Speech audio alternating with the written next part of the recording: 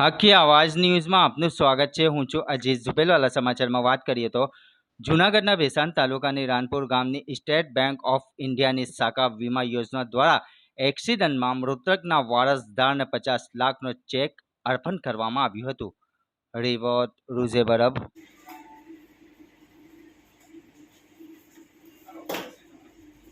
ભાઈ સોલંકી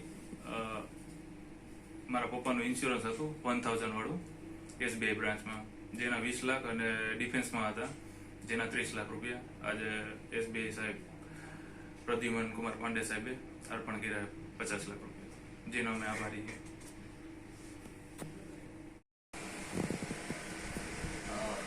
मैं Pradyuman Kumar Pandey, branch manager Ranpur, SBI Ranpur branch. हमारे यहाँ एक पेंशनर थे, डिफेंस पेंशनर श्री वालजी भाई मुलजी भाई सोलंकी अमालिया गाँव, जिनकी एक्सीडेंट में उनकी डेथ हो गई और उन्होंने अपना बीमा कराया हुआ था हमारे यहाँ से 1000 रुपया प्रीमियम पे, जिसमें कि 20 लाख का बीमा कवर बैंक ने उनके परिवार को दिया है आज।